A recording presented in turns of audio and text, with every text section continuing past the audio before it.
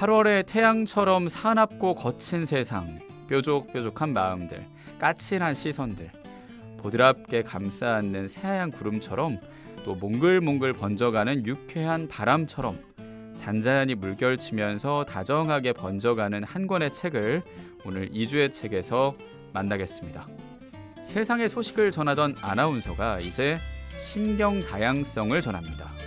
우리 집에 신경 다양성이 삽니다를 쓴 작가, 아나운서이자 공인행동 분석가이신 박수현 작가님과 함께합니다.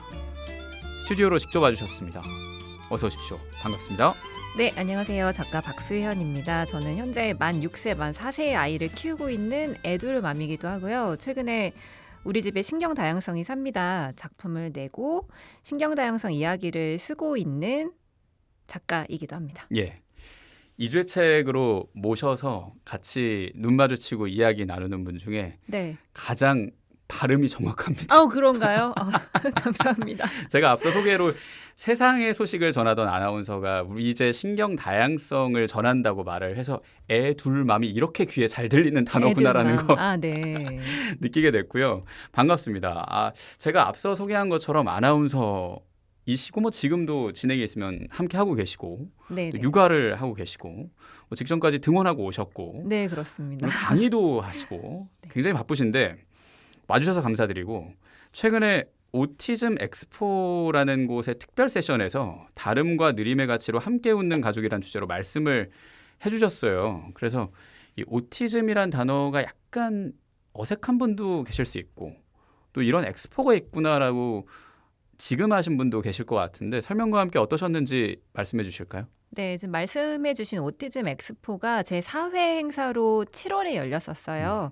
오티즘 하면 자폐 스펙트럼을 뜻하는 영어인데요. 발달 지연 그리고 자폐 스펙트럼의 모든 것이라는 부제로 열린 행사였어요. 사실 진단명만 들으면 좀 어두워지고 좀 무겁고 앞으로 어떻게 해야 하지 그 막막함의 대명사인 것 같은데 사실 자폐 스펙트럼 아이와 함께 사는 가족이든 혹은 당사자든 할 수 있는 영역이 굉장히 많거든요. 뭐 예술 활동이라든지 혹은 뭐 펼칠 수 있는 음악 무대도 있을 것이고 그런 축제의 장이라고 생각하시면 될 것 같아요. 그래서 저 역시 이 신경다양성 에세이를 쓰는 작가로서 우리 가족이 사는 이야기를 풀기 위해서 그곳에서 강연도 했고요. 무엇보다 가장 뜻깊었던 건 우리 모두가 함께구나.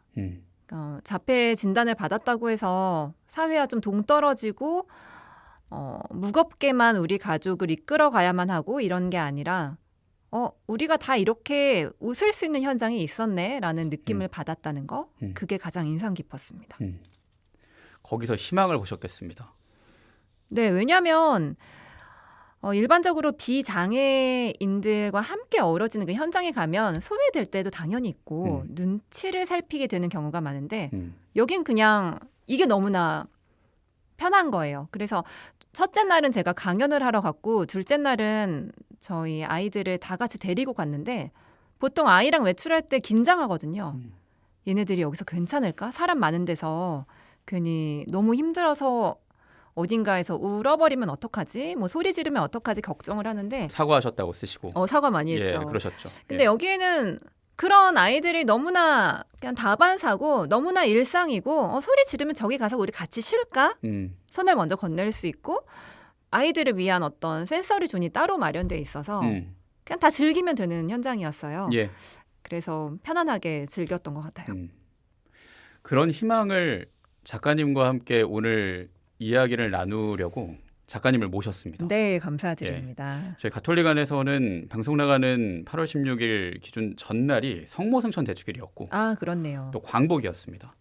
그래서 성모님이 하늘로 올라가면서 우리가 가져야 할 희망은 무엇인가 라고 생각했을 때 그게 우리가 하나로 살아가기 위한 노력이고 소외된 사람들을 우리가 계속 잊지 않아야 하며 거리낌 없이 지내야 되는 게 기본인 거거든요. 그리고 광복이라 하는 거는 빛을 보는 거 아니겠습니까? 네. 그리고 그 빛을 보는 것은 방금 얘기하신 그런 자폐라는 그 단어 자체에서 오는 약간 부정적인 어감 같은 걸 걷어내는 게 그게 필요하지 않나라는 생각으로 오늘 박수현 작가님을 모셔서 오티즘이라는 용어, 또 자폐라는 용어, 또 피터팬이라고 요즘 얘기하지 않습니까? 네네. 예, 그렇게라도 바꿔서 말하기도 하는데 그런 용어의 이해와 서사의 이해 그리고 다정함을 좀 가지려고 함께 했습니다. 그리고 오늘 이 작가님의 책을 여러분께 선물로 드리니까 100원 드는 문자 샵 1053 무료 빵톡으로 참여해 주시고 책 받고 싶으시면 성함 주소 붙여서 참여해 주시면 되겠고요.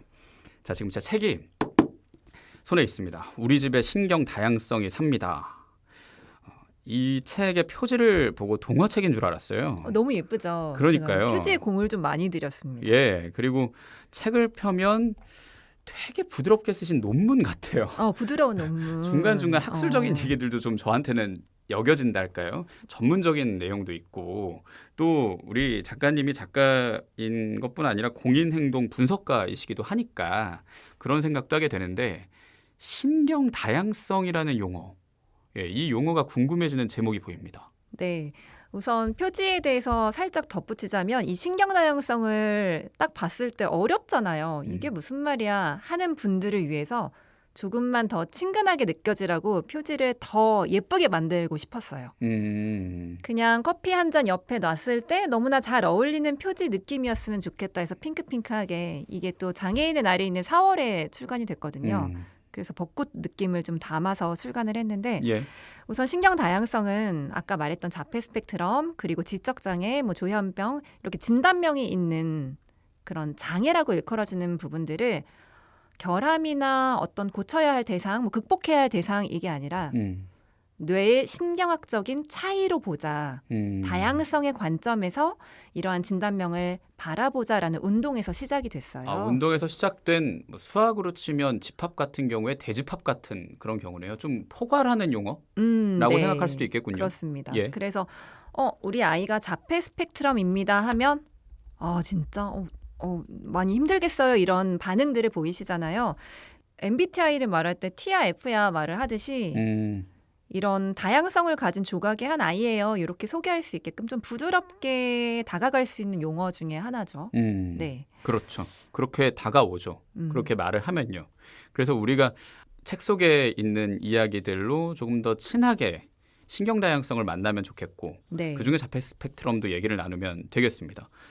친하게 여기자, 기쁘게 여기자라는 마음인 걸까요? 작가님은 첫째 아이의 자폐 스펙트럼 진단일을 또 다른 기념일로 생각하셨습니다.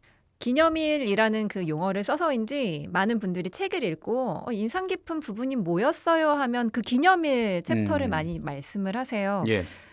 어떻게 이게 가능해라고 하시는데 사실 기념일이라고 생각하기까지의 시간이 조금 길었어요. 2년, 3년 동안 제가 아이의 그런 새로운 세상을 좀 이해하고 싶어서 치료사가 되어야겠다 이렇게 생각하고 자격을 따기도 했고 예. 그런 가족과 당사자를 많이 만나다 보니까 아이의 자폐 스펙트럼이 더 이상 우리 집을 압도하는 그런 용어가 되질 않은 거예요. 그냥 참 독특하고 남다르고 귀엽고 이런 아이를 내가 키우고 있구나 받아들일 수가 있게 됐고 세상을 전하는 아나운서였다라고 소개를 드리기도 했지만 그때도 분명히 장애에 관련된 얘기도 하고 문제 제기를 했을 거거든요. 방송에서. 예. 근데 당사자 가족이기 전에는 그게 피부에 와닿지 않았던 순간들이 많았던 거예요. 그 내용도 에세이에 쓰셨죠. 네. 예. 그러다 보니까 결국에 아이 덕분에 내가 이 세상의 문을 두드렸구나. 아이가 그 문을 열어줬구나 생각을 하게 돼서 어쩌면 입학식이네. 신경 다양성의 세계를 알 수 있는 입학식은 우리 축하하잖아요. 예. 그래서 그날 12월 17일 잊어버리지 않는 그 날짜를 하나의 우리 가족이 입문하는 하나의 입학식 같은 기념일이라고 생각을 했던 거죠. 예, 그렇군요. 네. 그렇게 시작을 했고 문을 여신 거고 두 아이를 데리고 미국으로 가는 비행기 문도 여셨습니다. 아, 그렇습니다. 근데 뭐 배경은 있죠. 사실 이 두 분, 그러니까 부부가 예전부터 미국에서 좀 네. 연이 있었고 그래서 아이와의 그 시간에 세 가지를 꼭 기억하셨더라고요. 근데 이거는 삶을 살아갈 때 꼭 필요한 용어이기도 합니다. 조금씩 천천히 부드럽게. 네. 예. 맞아요. 딱 말씀하신 것처럼 어떻게 보면은 제가 삶을 살아가는 삶을 관통하는 하나의 약간 지향점이기도 한데요.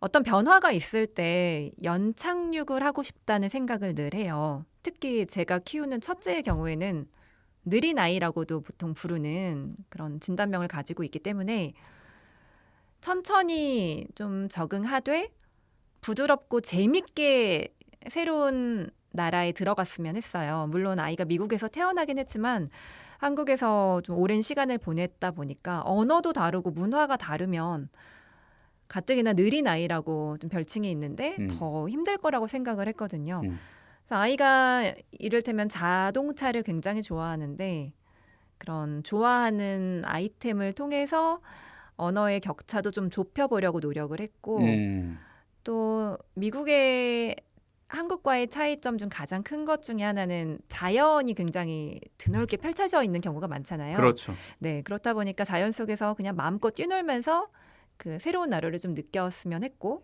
그렇게 조금씩 천천히 부드럽게 다가가려는 노력을 꾸준히 해왔던 것 같아요. 예. 네.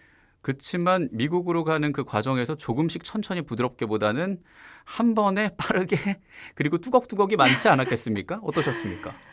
우선 한국에서는 치료를 받으러 다니는 일이 굉장히 많잖아요. 예, 예. 그래서 늘 바쁜 생활을 보냈거든요. 미국에 가서는 치료실을 찾으면서도 그 우여곡절이 있었고 아이가 중재를 받을 수 있는 기관도 만나야 하고 여러 가지 좀 겪어야 하는 절차가 많다 보니까 차라리 이럴 바에는 우리 가족끼리 좀 알콩달콩 시간을 많이 보내보자 하면서 지금 말씀하신 뚜벅뚜벅의 시간을 뭐 미국의 뮤지엄에서 보내기도 하고 뭐 미국의 새로운 기관에서 우리만의 방식으로 좀 다름과 느림을 느껴보려고도 하고 그랬던 것 같네요. 예, 그렇군요.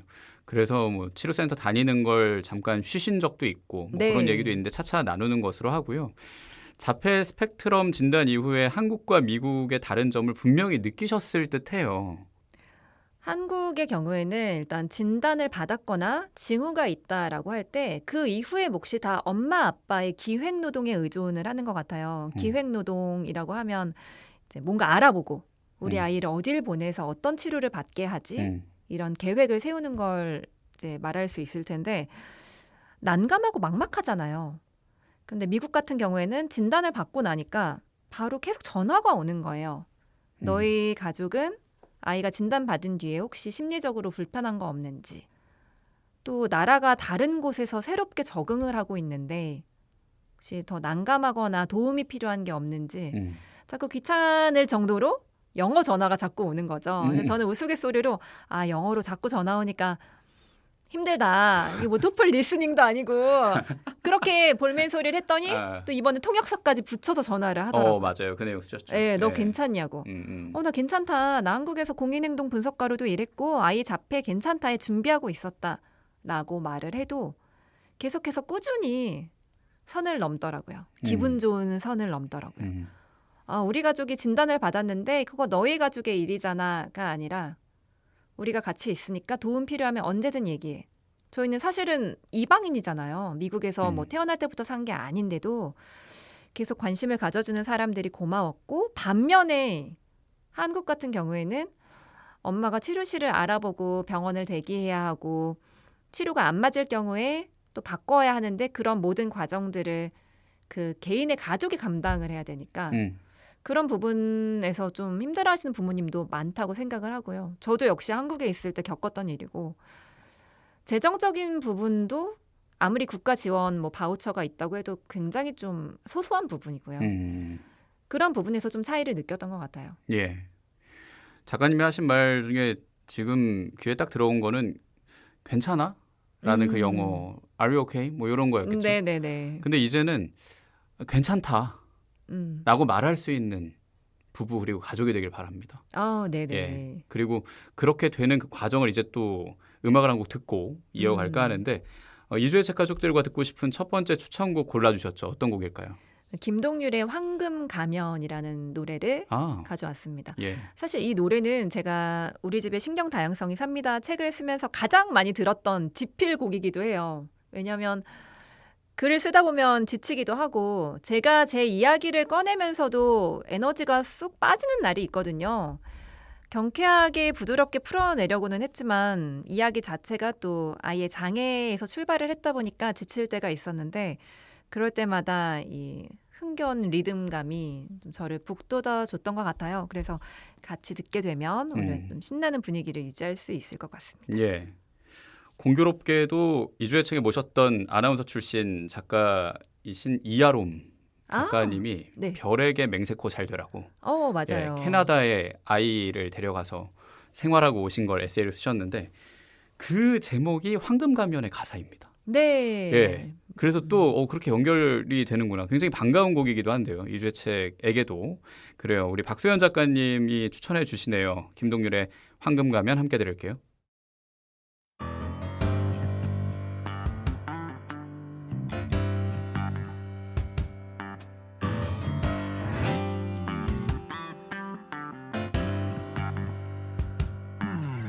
서쪽 하늘 끝에서 번쩍이는 섬광에 나쁜 사람 모두가 벌벌 떨게 될 거야. 착한 사람 지키고 호련히 사라지는 그 모두가 기다린 우리들의 황금 가면 가리켜 지워 눈부신 황금 가면 여기 간다. 고무장갑 펀치에 플라스틱 양동이 빗자루건 무장한 어린 시절 악동이 무찌르고 싶었던 세상 모든 적들을 치열했던 전투로 일만 가진 승전보지. 그때 나는 의기양양 황금 가면이었지. 그렇게 시간은 흘러가고 세상이 말하는 그 정답이 너무 어려워. 아무리 애써도 사라지는 그 시절의 내 꿈들은 어디로 갔을까. 당최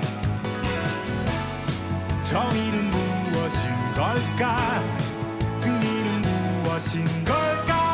난 약해져만 가네.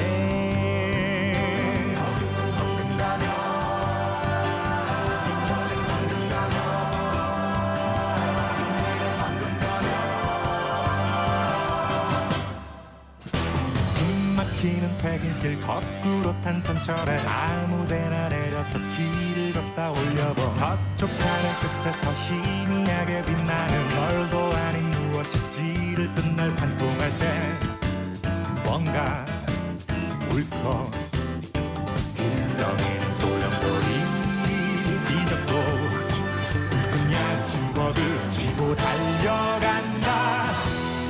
세상이 정해준 내 역할이 마음에 안 들어.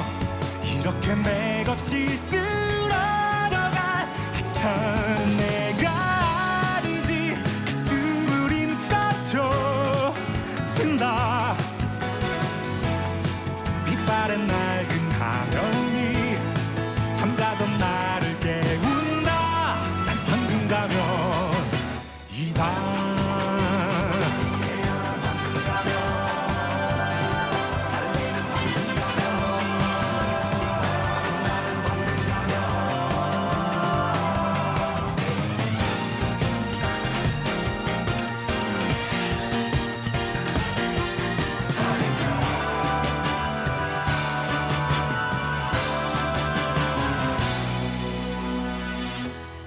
세상이 노래할 그 이야기 내가 쓸 거야. 대대로 이어질 전설을 꿔. 난 이뤄내고 말 거야. 별에게 맹세코 절대 순간의 칙이 아니다. 이렇게 태어난 거다. 난 황금 가면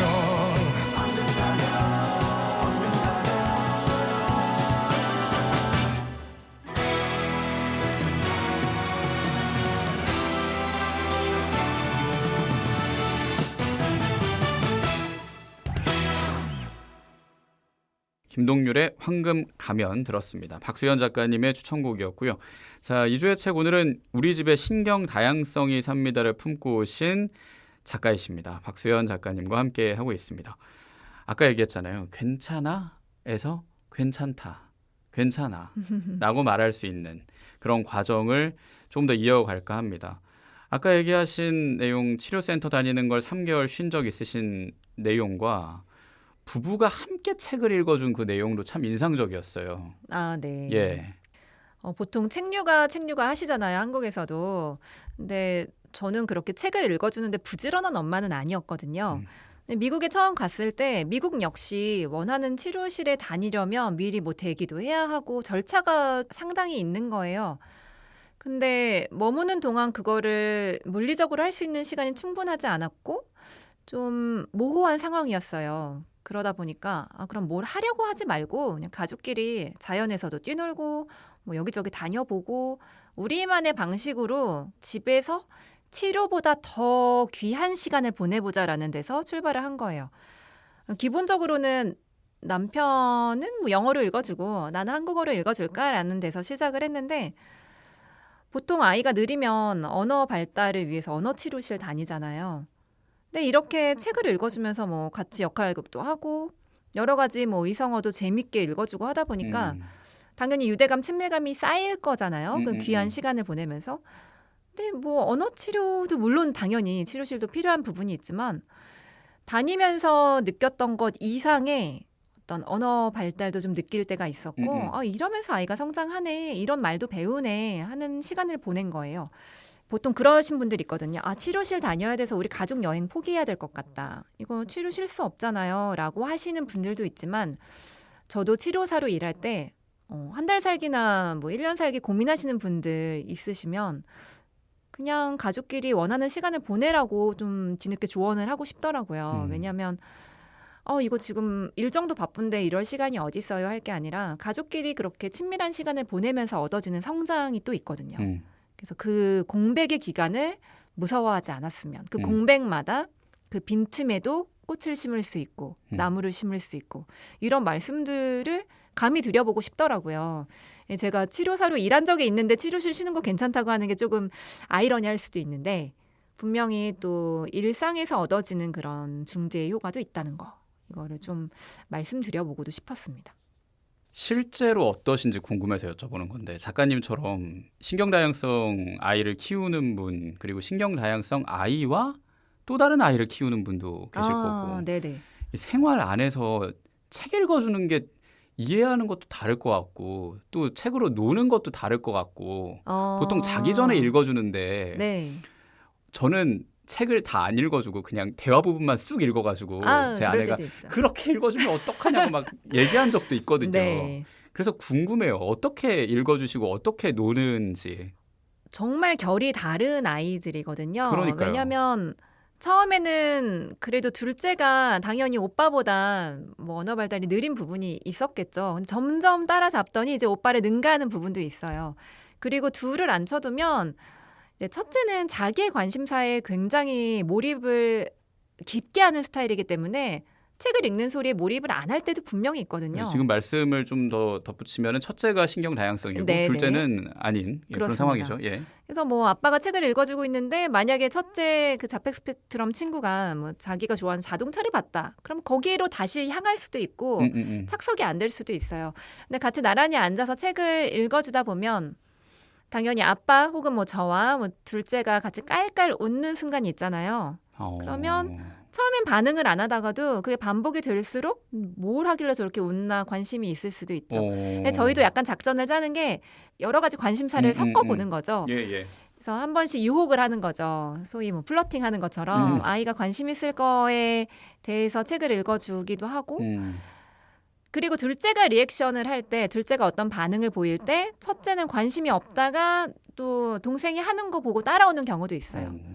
제가 옆구리 찌른다고 표현을 하기도 하는데 넛지라고 하잖아요. 네네. 보통 마케팅 용어이기도 맞아요. 한데 예. 둘째가 살살 어떤 오빠의 무관심했던 걸 돌려오는 거죠. 오빠 이거 재밌어 하고 돌려오는데 물론 모두가 뭐 두 아이를 키우시지는 않지만 저는 비장의 동생과 첫째 자폐 스펙트럼 친구를 같이 키우는 과정이 서로 옆구리 찌르는 그 작업이 동반된다고 생각을 해요. 그래서 처음부터 책 읽어주기가 순탄하지는 않았겠으나 반복하고 또 우여곡절을 겪어가면서 서로의 관심사를 맞춰가고 옆구리도 찌르고 그러면서 웃는 순간이 더 늘어나는 것 같아요. 그래서 제가 지향하는 건 책을 많이 읽어줘야지 일주일에 몇 권 읽어야지라는 목표보다 같이 웃을 수 있는 그러니까 조금 어려움이 있어도 함께 앉아서 함께 웃을 수 있는 시간을 늘리자라는데 목표가 있었던 것 같아요. 그렇군요. 네. 엘리베이터에서 우연히 어르신들 만나면 항상 둘째는 언제 날려고 네. 저희한테 물어보는데 다 이유가 있습니다. 이렇게 얘기 네. 나눠보니까 서로 주는 그 케미와 시너지가 있기 때문에 그게 굉장합니다. 그러니까요. 네. 예. 약간 경이로움이 저는 함께하는 것의 힘으로 다가오는데 자 그럼 이제 함께 책을 들어보겠습니다. 네. 그리고 책을 낭독하시는 것도 귀로 들어보려고 해요.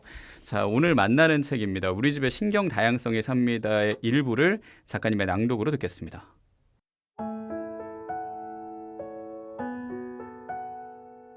다행히 죄송하다는 음가가 잿빛일 때 상대의 말 또한 일관된 잿빛은 아니었다. 사과를 받아주는 말에도 각각의 색깔이 있음을 점차 깨달아갔다. 아이가 방방 뛰다가 다른 사람의 발을 질끔 밟아서 내 얼굴이 새까맣게 어두워질 때면 괜찮아요, 애가 그럴 수도 있지 하고 받아주는 환한 연노랑의 언어가 있었다. 카페 테라스에서 다른 친구의 장난감 차를 제 것인 듯 쓰다듬고 주차놀이를 하고 있는 우리 집 아이를 두고 친구야 이것도 좀 해볼래? 몇 개 더 건네주던 또래 엄마는 봄날의 연베이지 벚꽃색을 닮았다고 생각했다. 낯선 사람의 식탁에 앉아 아무렇지 않게 감자튀김을 오물거리는 애가 기가 막혀서 거의 울 것처럼 사과하는 나를 보면서 좀 더 먹이라고 음식 놓아주던 할머니는 무지개떡 색깔처럼 고운 파스텔 톤으로 조곤조곤 말을 건넸다.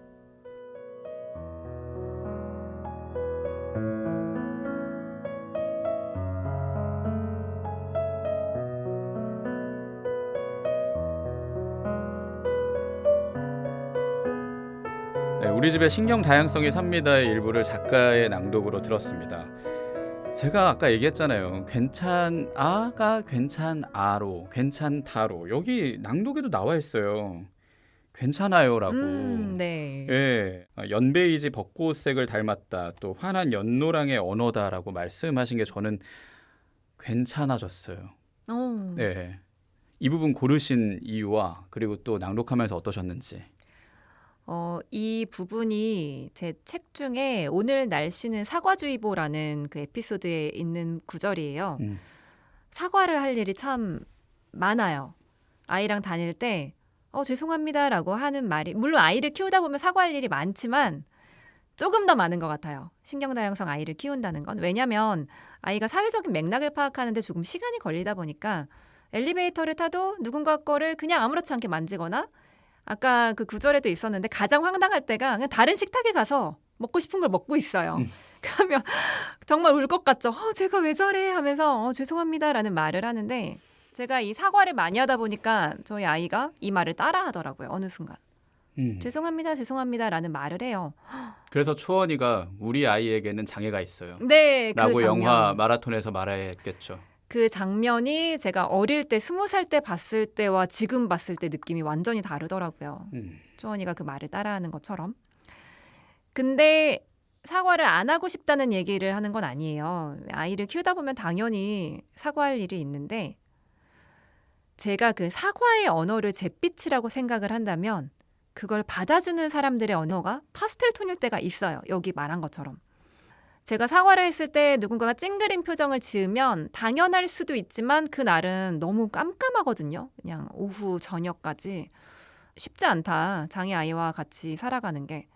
근데 누군가가 그렇게 연노랑 뭐 파스텔톤 이런 언어를 보여주면 그러니까 이를테면 괜찮아요 이러거나 저한테 말을 안 해도 아이 등을 툭툭 두드려주고 가시는 분들이 있는데 그러면 좀 힘이 나요. 저 사람이 나 이해한다. 자폐 괜찮다. 이런 구체적인 언어를 하지 않았어도 저 사람이 다정했다. 무례하지 않았다라는 생각에 기운이 나더라고요. 그래서 제가 앞으로도 무수히 사과할 날은 있겠지만 또 아이가 그 말을 따라할 수도 있겠지만 그냥 그걸 받아주는 사람들이 조금만 부드러웠으면 좋겠다라는 생각을 늘 하게 되는 것 같아요. 제가 얼마나 다정했었는지 생각을 해봅니다. 제가 겪는 일상에서요. 네. 아까 영화 말아톤에 초원이가 우리 아이에게는 장애가 있어요라는 그 말을 하신 것 포함 이 책에는 신경다양성을 다룬 콘텐츠 얘기도 많이 나와요. 네, 그렇습니다. 소설이자 영화, 그러니까 소설 원작으로 영화도 나왔죠. 원더. 이 영화를 보면서 저는 제 초등학생 때가 떠올랐는데 저희 반에도 당시 신경다양성 친구가 있었어요. 그리고 제가 반장이었어요. 오, 네. 그래서 선생님이 저한테 부탁을 하는 거죠. 옆에서 잘 케어해줘라. 아마 5학년이었을 거예요. 그 5학년 1년 동안 친구들은 제가 그 친구를 항상 옆에 두고 잘 케어한다고 생각했다고 여겨져요. 그렇지만 둘이 있을 때 제가 그렇게 다정하지 못했어요. 좀 불편했거든요. 제 생활 자체도 복잡한데 그 친구까지 옆에서 내가 챙길 수 있나? 그건 너무 힘든데? 알게 모르게 좀 부정적인 말을 했던 것 같아요. 그 친구한테 한숨을 쉬기도 하고 그 친구가 울고 있는데 그냥 두기도 하고 네. 우는 친구한테 너 사진 찍어야 돼 빨리 와 끌어당기기도 하고 이랬던 것이 그 영화 속에 나오더라고요. 그 억이라는 주인공, 그 주인공이 어려움이 많은데 그 어려움에 유일하게 친구라고 여겼던 그 아이조차 선생님이 부탁했던 거고 아, 네네. 그리고 그걸 굉장히 불편해했던 그 친구의 모습이 전 거예요. 그래서 저는 그때 내가 나만 그런 건 아니지만 그때로 돌아간다면 내가 그리고 지금 아이를 키우는 아빠의 마음을 갖고 있었다면 어땠을까라는 생각을 저는 한 거죠. 네네. 작가님도 콘텐츠를 하나하나 다 다루시면서 느끼시는 바도 있었을 것 같고 어떠신지 궁금합니다. 말씀하신 원더 같은 경우에는 뭐 신경다양성 친구는 아니기는 합니다. 그 뭐 사회성 측면에서는 사실 어기는 굉장히 상냥하기도 하고 맞아요. 부드러운 친구이긴 한데 여기에서 주목하고 싶었던 건 급식실 풍경이었어요. 이 영화에 그 점심 먹는 장면이 나오는데 학창 시절의 급식실을 떠올리시면 어떠신가요? 뭐부터 떠오르세요? 저는 달려가는 것부터 떠올랐죠. 식욕이. 예. 저는 이게 누구랑 먹지부터 어느 자리에 앉아서 먹지 이런 것도 떠오르는 것 같아요. 아 그렇군요. 예. 근데 이 영화에서도 아 맞아요. 어기가 혼자 앉아 있는 장면이 있고, 근데 결국에는 이 어기 주변에 자발적으로 친구들이 모여와요. 근데 자폐 스펙트럼 아이를 키우게 되면 그 자폐뿐만이 아니라 뭐 다양한 신경다양성 아이를 키우면 우리 아이 곁에 친구가 있을까라는 질문을 자연스럽게 품게 되는 것 같아요. 학교가 의도적으로 기획을 해서 만들어줄 수도 있겠지만 때로는 우리 아이가 직접 우리가 자연스럽게 만나는 친구가 있듯이 그렇게 플레이 데이트도 했으면 좋겠다, 놀이를 했으면 좋겠다 생각을 하잖아요. 그러다 보니까 이 친구 측면에서 이 영화가 좀 눈에 들어왔었고 진학을 하게 되면 그러니까 취학을 해서 학교라는 울타리로 들어가면 과연 우리 아이가 우정을 만들어 나갈 수 있을까라는 고민이 이어지면서 이 어기가 우정을 만들어 나가는 그 장면들에 하나하나 집중을 해서 그래서 이 챕터를 담았던 것 같습니다. 우정을 얘기하셨는데 나이가 들면 연애도 하겠죠. 그렇죠. 연애도 해야 하고 네. 그래서 아들에게 전하는 연애 조언 편지 이거는 제 엄마도 안 써주셨거든요. 네. 그래서 굉장히 미소 지으면서 읽었습니다. 예. 최근 한 타 방송사의 예능 프로그램에서도 그 발달 장애 친구들이 연애를 하는 그 프로그램이 있었어요. 사실 쉽지는 않겠죠. 왜냐하면 드라마 이상한 변호사 우영우 같은 경우에도 그 연애 장면들이 나오기는 하는데 워낙 신경다양성 친구들이 자기 관심사가 뚜렷한 부분이 많기 때문에 우영우도 그렇거든요. 뭐 고래 해방 운동을 벌이러 가는데 같이 가자고 하는데 상대방은 관심이 없을 수도 있는데 무조건 자기의 루틴대로 따라가기를 원할 때가 있어서 그래서 우리 아들도 나중에 데이트를 할 때 차 전시장에 가자고 하면 어떡하나. 자동차 데이트를 야밤에 하자고 했는데 그게 사실은 사랑해서가 아니라 너무 드라이브가 고파서 그런 거면 어떡하나라는 생각을 한 적이 있어요. 그래서 상대방의 관심사도 좀 물어봐주고 또 연애가 잘 안 풀린다 싶을 때는 그럴 수도 있다고 좀 유연하게 생각해줬으면 좋겠다라는 어떤 미래의 편지를 쓰게 된 거죠. 그리고 커피 데이트를 할 때도 꼭 너가 좋아하는 커피만 고집하지 않아도 되는 거야. 이렇게 언젠간 훈계 아닌 훈계를 하게 되지 않을까라는 생각이 들더라고요. 그래서 미리 네, 예방차 미리 좀 썼습니다. 그 부분을 잘 읽었고 아까 뭐 마라톤 말하긴 했는데 거기서도 마라톤 초원이의 형제가 있어요. 네. 그리고 그 영화에서 형제는 조연이에요. 그런데 작가님의 따님은 그 아이 인생에서 주인공이잖아요. 그렇죠. 그리고 작가님의 나이가 된 딸에게 아드님에게는 연애 편지를 썼으니까 딸에게도 좀 편지를 쓰신다면 제가 또 음악을 준비해 놓고 있으니 읽어주시면 어떨까. 아, 편지를요. 예. 네네. 우선 편지를 읽기 전에 늘 저희 부부가 함께 생각하는 것 중에 하나가 첫째, 둘째를 키울 때 물론 다둥이를 키우는 어머님들, 아버님들이 다 비슷하시겠지만 어느 한쪽에 무게가 좀 기울 때가 있죠, 당연히. 그러다 보면 관심을 받지 못한 상황에 그 아이에게 굉장히 미안해지는데 제 경우에도 이제 첫째와 둘째가 있을 때 워낙 둘째를 친정어머니 찬스를 쓰고 오빠의 치료실을 전전한 경우가 많았어서 정말 사과 편지가 필요한 순간이라 생각이 드네요. 네.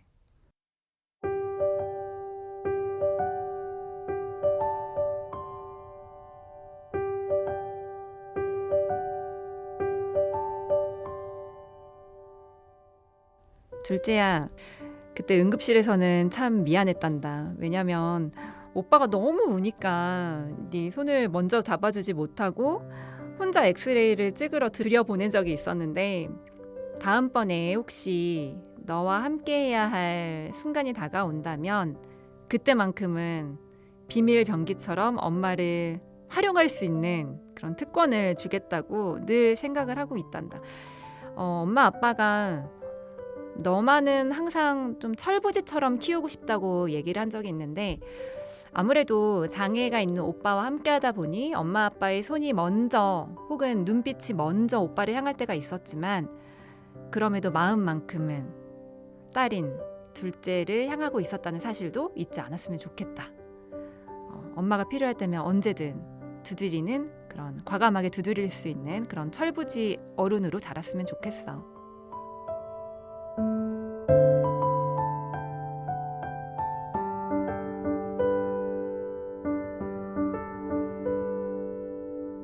네, 작가님이 둘째 따님에게 쓰신 음성 편지였습니다. 응급실에 갔네요. 네. 예전에 자전거에 살짝 치인 적이 있었어요. 뭐 크게 다친 건 아니었는데 아이가 워낙 우니까 엄마의 마음은 급하잖아요. 저 혼자 아이 둘을 데리고 외출했던 상황이었거든요. 막 머리 아프죠, 갑자기. 아마 아이를 키우는 부모님들은 다 이해하실 거예요. 또 주말이었어요. 아유. 주말 오후 갈 곳이 없죠. 그래서 안 되겠다, 응급실 가자.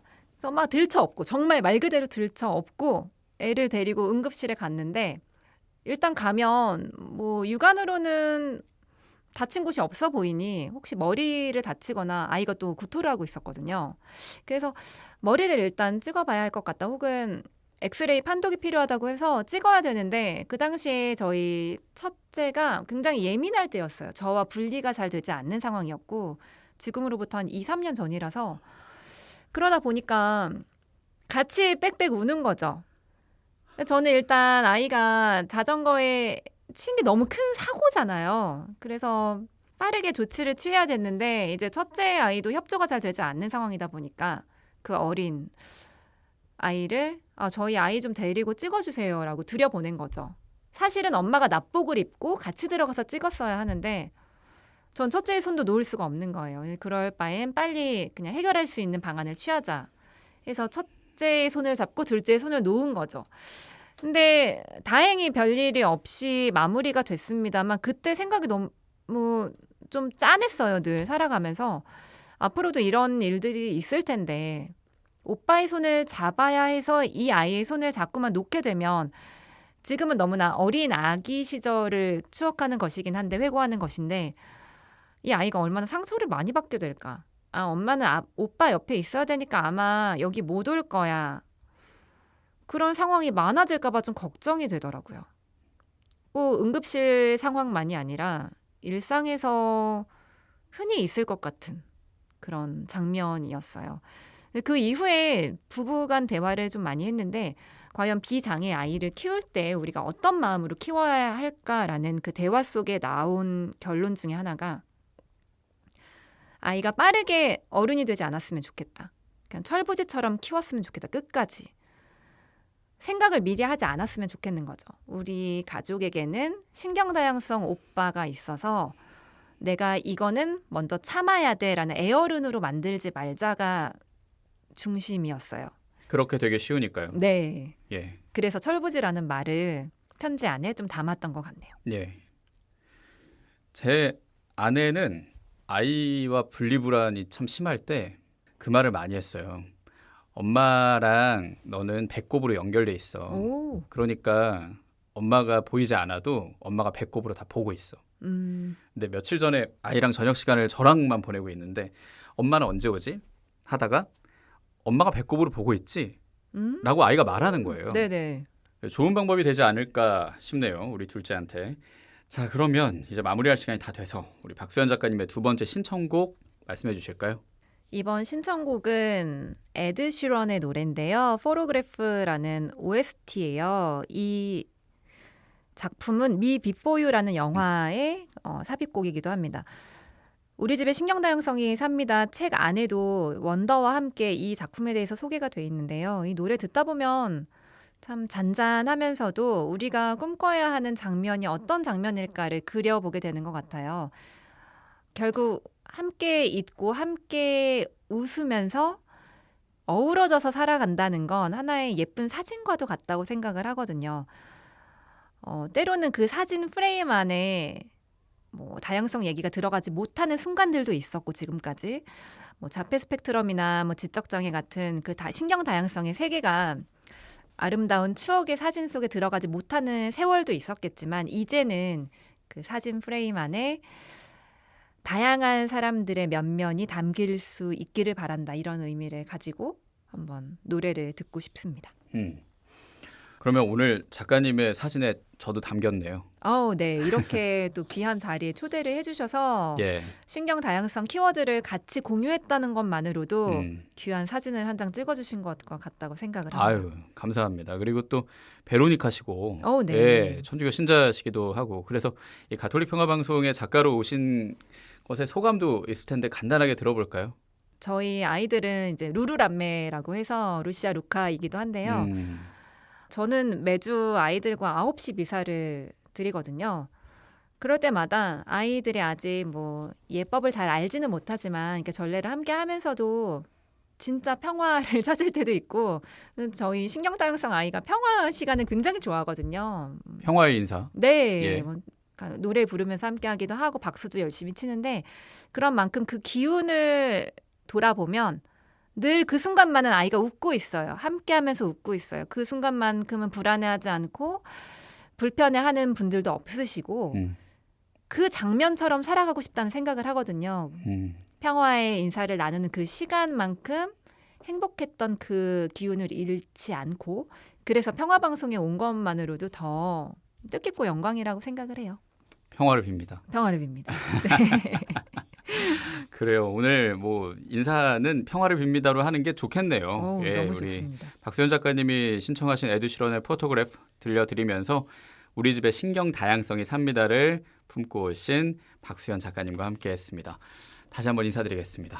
평화를 빕니다. 평화를 빕니다. 네, 그리고 저도 함께 인사하겠습니다. 오늘 소개한 책 우리 집의 신경 다양성이 삽니다는 여러분께 선물로 드리니까 끝곡 나가는 시간까지 100원 드는 문자 샵 1053으로 성함 주소 붙여서 참여해 주시고요. 책 한 권으로 한 번 더 인사드리네요. 평화를 빕니다.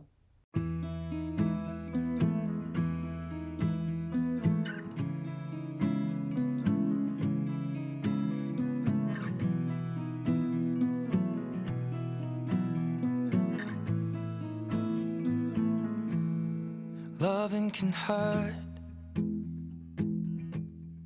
Loving can hurt sometimes. But it's the only thing that I know. When it gets hard, you know it can get hard sometimes. It is the only thing that makes us feel alive. We keep this love in a photograph.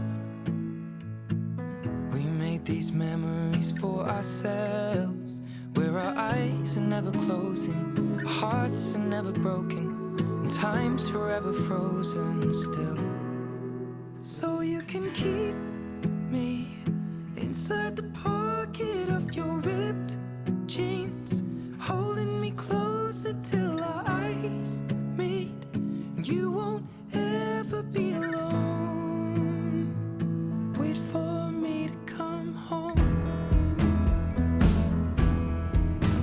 can heal. Loving can mend your soul, and it's the only thing that I know. I swear it will get easier. Remember that with every piece of you. And it's the only thing we take with us when we die.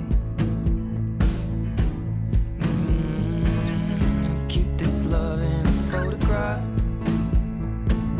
We made these memories for ourselves, where our eyes are never closing, hearts were never broken, time's forever frozen still. So you can keep me inside the pocket of your ripped jeans, holding me closer till our eyes meet. You won't ever be alone. And if you hurt me, that's okay, baby. Only words bleed inside these pages. You just hold me. I won't ever let you go. Wait for me to come home. Wait for me to come home. Wait for me to come home. Wait for me to come home. Oh, you can fit me inside the necklace you got when you were 16, next to your heartbeat where I should be. Keep it deep within your soul. And if you hurt me, well, that's okay, baby. Only words bleed inside these pages. You just hold me. I won't ever let you go. When I'm away, I will remember how you kissed me under the lamppost back on 6th Street, hearing you whisper through the phone. Wait for me to come home.